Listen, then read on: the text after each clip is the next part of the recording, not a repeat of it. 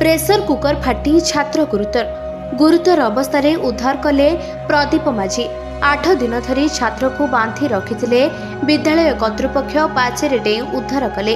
प्रदीप माझी उद्धार करी जिलापाल को हस्तांतर कले। जिलापाल महेश्वर स्वाई निजे छात्र को मेडिकल रे भर्ती करिसेंती। मास एजुकेशन एवं एसटी डिपार्टमेंट स्कूल रे गोटे 7म क्लास पढ़ुथिबा धनेश्वर भद्रा 12 वर्ष छुआ निआरे संपूर्ण भाव पड़ जाए मुह संपूर्ण भाव पड़ जाए। आप देखिए सी रोसई रूम रे थिला, रोसई घरे रोसई कार्य करुला। से समय प्रेसर कुकर फाटी मुह संपूर्ण पड़गला। किंतु कथा को लुचाइवाई वर्तमान सुधा 9 दिन होगा 20 तारिख रे आज 8 दिन होगा। 8 दिन ताको मेडिकल को निया जाए ताको जोर जबरदस्ती हॉस्टल रो स्कूल रूम रे बंद कर रखा जाए एवं ताको बाहर को छड़ा जाऊन।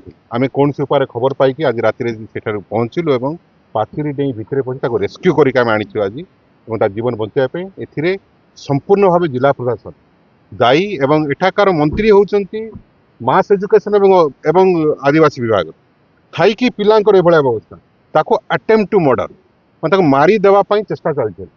9 दिन काल जनकर मुह पड़ जाइथिबो गोटे आदिवासी पिला ताको रूम रे जोर जबरदस्ती बंद कर रखा जाउची। या पछरे कन्स्पिरेसी कोन अछि काहेकि ताको रखा गला काहेकि मेडिकल निया गला ने कोन करथिला से रोसई स्कूल रे किपरि भाव pressure cooker फाटला।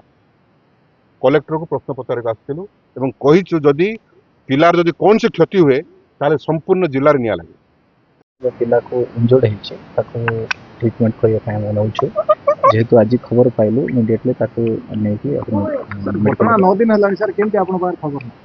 Concern headmaster superintendent आमको इनफॉरमेशन देवा कथा से दे ना जेहेतु खबर आसला अकॉर्डिंगली आम जेहेतु सेटा एसएमडी विभाग अच्छी माने जो सुपरिटेडेंट रोचंती डीओ सार निर्णय तो प्रदीप माझी फायरिंग कौन कर शुणु क्या विरोध में मोर कह किसी आवश्यक ना ऊपर निर्भर कर कौन कर